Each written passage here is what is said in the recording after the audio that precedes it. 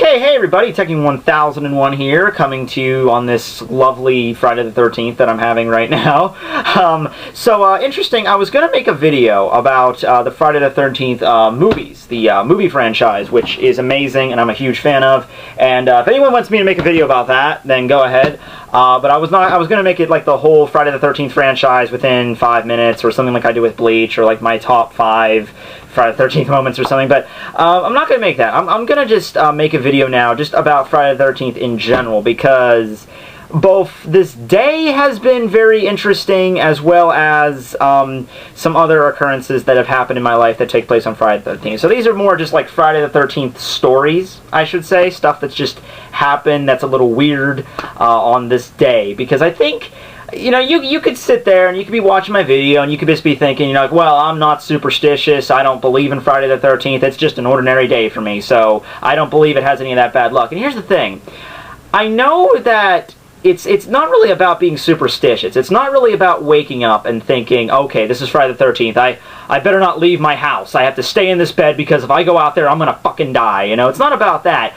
But I think it's interesting when, if that thought ever crosses our mind, like we get out of bed and we're just like, oh, it's Friday the 13th, I'm supposed to have bad luck today. That subconscious thought just kind of lingers. And we pay maybe a little bit more attention to stuff. Like when we're crossing the road, we might pay a little bit more attention on the cars. When we're driving, we might pay a little bit more attention. When, you know, we're out just doing something, we might have some little more, you know, like, oh, well, maybe I shouldn't go that way. Maybe I should go. They're just little thoughts that linger in your mind, or other respects. Because now working at a store that I do, I can tell you that today has been very like, this is the day that more people have left stuff at my store than anything else. Like, they'll go up and they'll pay for their stuff and they'll leave their bags there and then they'll leave. And, you know, this happens, you know, normally, it's a store, but it doesn't happen as much as it did today. Like normally I'll have, like, maybe 1 or 2 people a day, maybe, like, forget a bag, and then they'll go out to their car and they'll leave, and, you know, they'll come back the next day and pick it up. It's like, oh, man, I lost my stuff. I forgot to pick up my stuff. But today, it happened, like, I was only there for 5 hours today. It happened, like, 6 or 7 times. That much. I had, actually, my entire counter area next to my register was completely filled with bags and, like, a broom and a dustpan that people have left there. And, you know, and I actually had to move it to a completely other location because I was getting so much stuff, it was actually cluttering on my counter. So I can tell that those people on their ride home, or when they get home and they unpack their stuff, or they're going to be sitting down and be thinking, oh, damn, I left my dustpan at Dollar Tree. Wow, Friday the 13th, damn you. So, yeah, you could be blaming me for that. You could be saying, well, Matt, you know, you should be paying attention to their stuff. I'm like, not really. Normally how I go is, you know, I ring people up, and they'll be, you know, there, and when they're finished, I'll set all their bags down and be like, okay, have a nice day, and I immediately jump to the next person. So my head's this way while they're picking up their bags and leaving. I'm already ringing up the next person. So if they forget their stuff, that's their own fault. I'm sorry. I'm not being held accountable for everything. So that's just a little, just the minimum of what happened. Just something, a little fun fact I noticed. So the interesting thing about this Friday the 13th I'm going to talk about, because there's other Friday the 13ths that weird stuff has happened in my life, but the first one today. So today, or rather, this happened earlier last night, but around this time, is that I lost my wallet. And so last night I was going to go to the store to buy some food, because I like to have some food. It's always good. You know, I'm partial to some rations, you know, so I can not die. So I take a shower, I get my clothes on, I pick up my phone, I grab my keys, and I'm all ready to go, and I'm right about to walk out the door, and I go to pick up my wallet, and it's gone. And fun fact about Teching 101, I am extremely OCD with my room. My room needs to be the exact way, like all the time. It's very neat. You know, like most teenagers when they were growing up, you know, their room's always messy and their shit, you know, clothes all over the floor, stuff's everywhere, bed's always made messy. I was never like that. First thing I wake up in the morning, gotta make my bed, or I get antsy the rest of the day. There's never any clothes on the floor. There's nothing or anything like that. So my wallet is either lying right over there next to my keys, or it's in my pants. And if it's not one of those two, I freak the hell out. So I freak out immediately. I'm just like, okay, it's not in my pants, it's not on my counter, slumped underneath my counter, and this began a 2.5-hour escapade of me searching my entire house, turning everything over. And you get to the point of paranoia where it's just like, maybe it's in the basement. Wait a second, I haven't even been in the basement today. Oh well, I have to check anyway. Oh wait, maybe it's underneath the house. Maybe I have to take a shovel and dig underneath into the sewer system because maybe I dropped it down there. It's just these weird, like the longer you look for things and the more you can't find it, you start thinking of the randomest shit. Like, oh, it must be underneath the TV because, yeah. So it eventually got to the point when I went outside at like 9:30 at night with a flashlight, walking around my town because I took one walk yesterday. I walked around town once yesterday. So I start walking around town hoping that no one sees some random shadowy figure outside with a flashlight next to their house at 9:30 at night and calls the fucking cops on me. So I do that, and it's completely useless because it's just like I got one flashlight and I'm looking in the grass and it's wet and it's cold and there's no one that's gonna, I'm not gonna find it. And my wallet is brown. This isn't my wallet. I had to buy a new one because the other one got ruined, but not at that point in the story yet. So, I get home, I had to tell my mom about it, and my mom assumes the first thing a person would do upon finding somebody's wallet, like the first thing they would do is be like, oh, somebody's wallet. Haven't done identity theft before, but why the fuck not? I got someone's wallet, so yeah, I'm just gonna, okay, I guess my name's Matthew Crawford now. I got a nice credit card here that I can just buy stuff with, and, there's no way they could trace this stuff back to me. I could have a shopping spree on Amazon, right? So, that's like the first thing she thinks of, so she's freaking out. She's like, maybe you should go to the police, and maybe, like, I'm not calling. She thinks it got stolen by, Al-Qaeda or something. It was funny. So I go to bed because I'm done. There's no way I'm going to find it. I'm too riled up. So I wake up, and I had work at, 8:30 in the morning, so, the first thing I did when I woke up, it was, 7. So I have to leave in, no, it was 7:30. I had to leave in, half an hour, so I figured, well, I'll give it one more shot. Okay, I'll give it one more shot to find this thing, because if I don't find it, I guess I'm just going to have to drive to work without a license, and just hope nobody stops me. So I figure, it's funny when you wake up, you're much more, your mind is much more clearer, than when you were looking around. So I woke up, and the first thing that came to my mind was, okay, I tore this house apart last night, so it's not in this house. It just isn't. So, it either has to be outside in the grass, or it has to be at some other point in the town that I've been. So I went outside, I looked around around my house a little bit, I went right out in my yard, took me 2 minutes, found it lying in the grass. So I guess, went for a walk, I guess I dropped it in the grass. So, problem is, it rained, so the leather was ruined, but, I didn't have any money in it or anything, so I was cool. So I'm like, yes, I have found the wallet!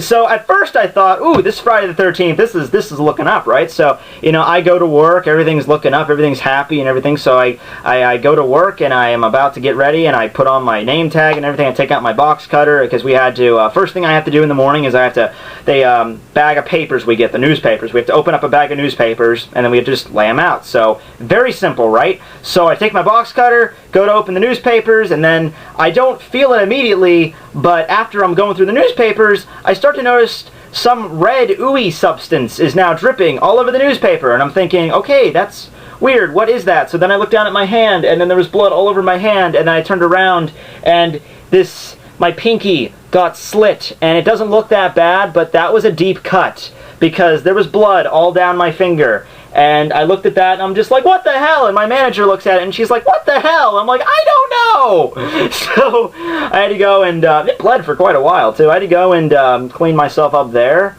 And, yeah, so there was that for the rest of the day, as well as with the bags, people leaving stuff all over the place. But other than that, that was the extent of that Friday the 13th, just today. But there's been other occasions, and there's only two that pops into my head here. One took place when I was, I think, a sophomore in high school. And when I was a sophomore in high school, I think it was in the, I don't remember, when was, I'm not going to look it up straight. It was Friday the 13th, somewhere at that point. So, I remember when I woke up, everything was like, normal, right off the bat. I get up, I go downstairs, and then I realize that I look down at my arm, and there's like multiple red dots all over my arm, like it's like basically like little bites or something, like chicken pox. Like, I've never had chicken pox ever. But that's what they look like. It's like little dots all over my arm, and it's weird, because you don't expect that first thing in the morning. I go downstairs, I was wearing a t-shirt, go downstairs, open, get my iced tea or whatever I drink, and I'm going to drink it, and I'm just looking down, I'm like, oh, what the fuck, what the hell? It freaked me out when I saw that, and these dots, they reached all up my arm, like all up to my shoulder, right here. And elbow. Yes, Matt, this is called an elbow. Wait, no, this is an elbow. Yes! A basic anatomy skills. Elbow, shoulder. So, right here. And, so it freaked me out. And apparently I had, apparently what happened, I guess, is that it wasn't fleas. It was basically some type of bug that got caught in my sheets or whatever, and just all night just went to town on my fucking arm. I had some bites somewhere else in my body, but it was most localized on my arm. So, yeah, that was one occasion. That was a little weird. I had to no, it was warm out, because I remember I had to wear a long sleeve shirt to school that day. So no one thinks I have some contagious, like I have the Mataba virus or something, like I'm going to give you flesh-eating virus or something. So, I had to wear long-sleeve shirts, and it must have been warm out because, yeah. But, so that was the one story. The second story, it was when I was in 5th grade, I think, and this doesn't involve me, but it involves kind of a family tragedy, was my Uncle Ted. And this was May 13th, when I was in 5th grade. And he was out hunting that day, I think, because in Pennsylvania, I don't know how it is anywhere else, but in Pennsylvania, you can hunt for turkey in the spring. It's called spring gobbler. You can hunt for turkey because it's mating season. So my whole dad's side of my family are avid hunters. I'm like the one exception. So my uncle's out hunting, right? And apparently what happens is he sets his shotgun down. This is the story is going. He sets his shotgun down, goes and does something else, comes back to pick his shotgun up, and when he picks it up with his left arm, it discharged and hit, boom, right in the arm. So, I don't know what happened. Even he doesn't know what happened to this day. Exactly if he left the safety off, if the trigger got snagged on a branch, or if something happened, because my uncle has been hunting for a long time. So I would assume he knows the proper method of picking up a gun. So I don't exactly know the position, maybe it was, I don't know which direction he was picking it up, when it was leaning against, I don't know. But he shot himself in the arm, point blank range. And this is how tough my uncle is. He was out in the woods, a decent mile or so from his truck. He managed to trek all the way to his truck, because he didn't have a cell phone. He managed to get all the way to his truck, with his arm cradled, get in his truck, drive several miles to the nearest hospital, which that hospital actually couldn't treat him. They actually had to life flight him to a different hospital that is more care. But just imagine that, he did all of this without passing out, because I figure any other normal person would either passed out from blood loss or passed out just from the fact holy shit, I just shot my arm, holy shit, I just shot my arm. So, you could say adrenaline was going in. Well, it must have been, because that's just, a sheer act of just how the hell did he do that without passing out? Because that was probably a good 30 or 40 minutes before he got any help at all. I want to say, he probably broke the speed limit driving and everything, but it must have been at least a good half an hour before he got to the hospital. So damn, Uncle Ted, damn. So he's okay. He still has his arm. He had to go through a crap ton of surgeries, obviously. He had to get veins transplanted from his leg into his arm. It was a very rough time, and he still doesn't have complete control over it, but he still has his arm. He still has all his fingers. He can still move all his fingers. I'm sure he can't do any heavy lifting or anything, but he's still got it, so good for him. And the funny thing was, though, in this whole story is when I got home from school that day, I go in the kitchen and my dad's sitting there reading the paper, and as soon as I walk in, my mom's like, "Is Matthew home?" And my dad's like, "Yeah, he just got home." He's like, are you going to tell him or should I? And I'm just standing there with my backpack, like my Digimon backpack, what? And so my dad, he's like, he puts down his paper and he's all serious. He's just like, "Uncle Ted shot himself today." And the worst phrasing you could possibly use for that, Dad, because as soon as he said that, like any other normal person, I'm assuming Uncle Ted, did that. So I'm like, what? And he's like, "Oh, no, you don't understand. He shot himself in the arm by accident." I'm like, "Oh, okay, so he's alive." He's like, "Yeah, he's alive. He's in the hospital." I'm like, "Oh, okay, that sucks, but at the same time, okay." So, Yeah, that was a story about that. So those are the two, like, well, technically three Friday the 13th stories that are the most eventful. Obviously, that one was probably the most eventful. The other two were just kind of weird occasions that just happened to happen on the 13th. So, and what are some of your Friday the 13th stories? What stuff's, happened to you? Maybe it's a little bit weird. You don't even really have to be superstitious. It's like, I got out of bed and I stubbed my toe and I fell down and I hurt my neck or something. I messed up my neck on Friday the 13th. Yeah, just random stuff that happens, It doesn't necessarily have to be on the, doesn't necessarily have to believe in superstitious stuff. Just stuff happens, It's weird, cosmic stuff align and, you accidentally fall into a ditch, just stuff happens. So, maybe post some of your stories below, if anything interesting. Those are mine. So, yeah, hope you guys have a nice Friday the 13th. I recommend watching the amazing series Friday the 13th. If I had to recommend some out of this series, my all-time favorite would be